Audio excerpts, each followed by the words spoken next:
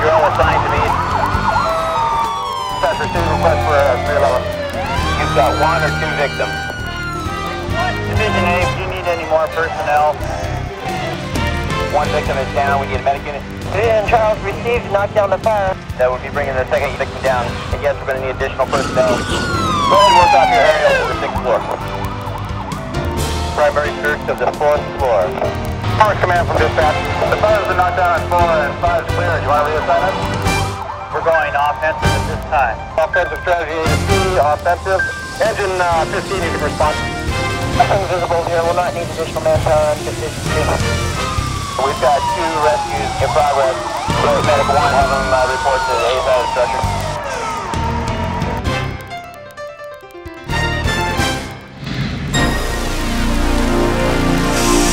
Now a message from the President of the Washington State Council of Firefighters, Kelly Fox.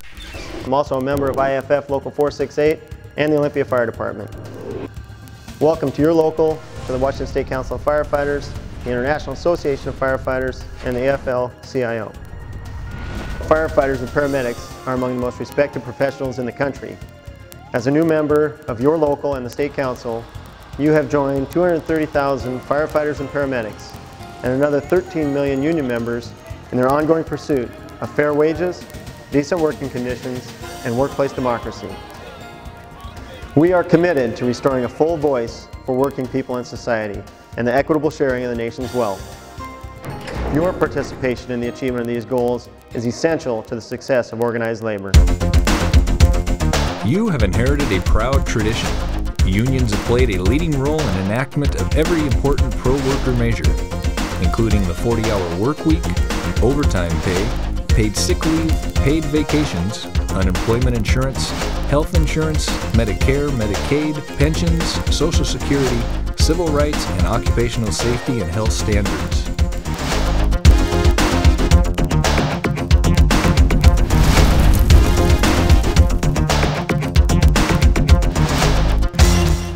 The benefits we now enjoy were not obtained through employer benevolence, but rather through the persistent efforts of our predecessors in the labor movement and the IAFF.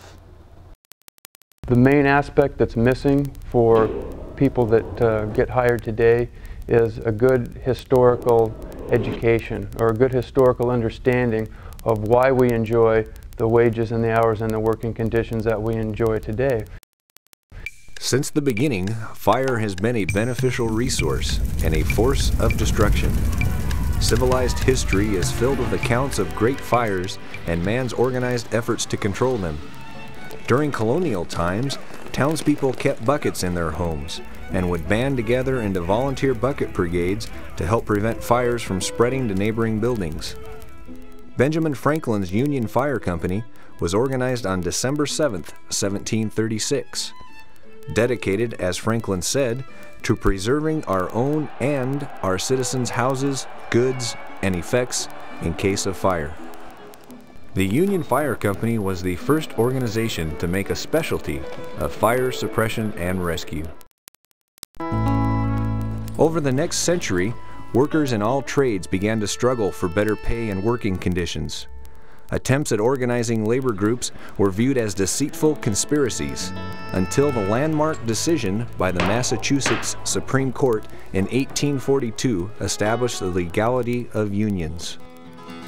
There is power in a man. Decades later, in 1886, the American Federation of Labor was founded, incorporating 25 unions of mostly skilled craft workers.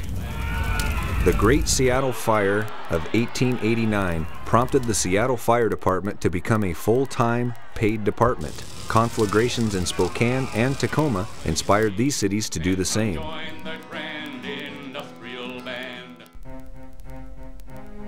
At the dawn of the 20th century, the average firefighter had an annual salary of $1,000 and worked a continuous shift. The profession was held in low regard, and the jobs were often awarded for political favors. The horses that pulled the fire pumps were held in higher esteem than the firefighters. The first ambulance in New York City Fire Department was exclusively for horses. Firefighters were considered expendable, and it was expected that any significant fire would result in multiple firefighter fatalities.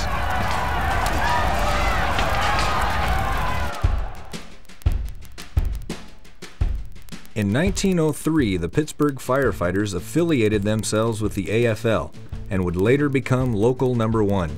The president, Frank Jones, was fired, but the members of the new local paid his salary and successfully fought for his reinstatement. By the time of the 1916 AFL convention, many firefighters had become union members. It was noted, however, that other unions were claiming authority over their membership. This prompted AFL President Samuel Gompers to form an international union with complete jurisdiction of all men actually engaged in firefighting.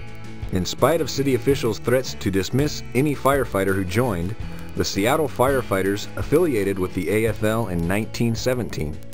On February 26, 1918, delegates representing 24 locals attended a special convention called by AFL President Gompers. The delegates adopted a constitution and elected Thomas Spellacy as the first president of the International Association of Firefighters. 2 days later, at the first IAFF convention, Seattle, Everett, Spokane, and Tacoma, along with the Vancouver, British Columbia firefighters, joined the IAFF. 5,400 firefighters and the locals representing them became the first members of the new IAFF. Most of the delegates present were ultimately dismissed from their positions by employers in retribution. In 1919, a general strike was declared in Seattle in support of shipyard workers. 65,000 workers out of a population of 300,000 walked out. This would be the only general strike in U.S. history where the strikers proved that they could paralyze local industry, yet still supply the essentials of life. The strikers distributed milk for babies and emergency medical supplies for doctors. Strike committee kitchens served 30,000 meals a day. One striker described the outcome as, "Nothing moved but the tide." Congress passed the National Labor Relations Act, popularly known as the Wagner Act, in 1935. This act provided the foundation for current U.S. labor law and paved the way for union growth nationwide. The law granted unions the right to organize and obligated employers to bargain collectively with unions on hours, wages, and other terms and conditions of employment. The National Labor Relations Board was also developed under the Act, creating a means and mechanism for enforcement. On September 1st, 1939, the Washington State Council of Firefighters received its charter. The council was established for the purpose of advocating legislative action at the state level to provide its members safer working conditions, fair wages, and improved benefits. In 1947, a Seattle citizen ballot won the 48-hour work week. This instigated the 3-platoon system. Later that year, Washington State established a public employees retirement system. The labor movement was beginning to see the fruits of its efforts. Delegates at the State Council's annual convention of 1950 authorized a no-strike pledge. Members pledged not to strike to advance their goals, recognizing that it would jeopardize the safety of the communities they served. In the same year, Everett became one of only 2 cities in the nation to have compulsory arbitration. The Firemen's Pension Fund was first established in 1961, and in 1967, the Washington Public Employees Collective Bargaining Act passed. These were all great strides in helping to improve the working environment for firefighters. The State Law Enforcement and Firefighters Pension was established in 1970 through the bargaining efforts of firefighters and police across the state. With the passage of the Mediation and Arbitration Collective Bargaining Rights Act in 1973, the use of a state-provided mediator, or if needed, arbitrator, was allowed if an agreement could not be reached. The first real safety standards were established at this time, creating employer accountability for a safer working environment. Unfortunately, in 1977, the left pension plan was modified, providing diminished benefits. There would be no benefit for career-ending injuries, and the retirement age was raised from 50 to 58 years of age. Eventually, a minor victory was achieved when the retirement age for Left 2 members was reduced to 55 years of age in 1993. In 1996, the Washington State Council of Firefighters moved into its permanent office in Olympia, a short walking distance from the state capitol. This ended the nomadic tradition of maintaining records wherever the Secretary-Treasurer resided. Now the office serves as a focal point in the efforts of making a difference for our members on the Hill in Olympia. Following determined lobbying efforts by the State Council, important and necessary pension reform was passed in March of 2000. Major pension improvements allowed Plan 2 firefighters to retire at age 53 and significantly reduced the penalty for left Plan 2 early retirement from 8% to 3% per year. This union was formed in 1918 to unite firefighters for better wages and benefits, to improve working conditions and safety, and to ensure the best possible response to the communities our members serve. What started out as 24 locals at our founding convention has grown to 3,200 locals today, representing nearly 290,000 professional firefighters and paramedics across North America. 85% of all property and people in the U.S. are covered by members of the IAFF, the largest providers of pre-hospital emergency medical care in the U.S. Our union was founded, grew and prospered because of the involvement of the day-to-day struggles, activities, and operations of its members.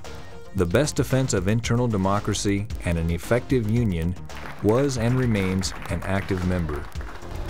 It is through our continued vigilance, commitment, and active participation in all aspects of our union that the rights and benefits achieved will be maintained.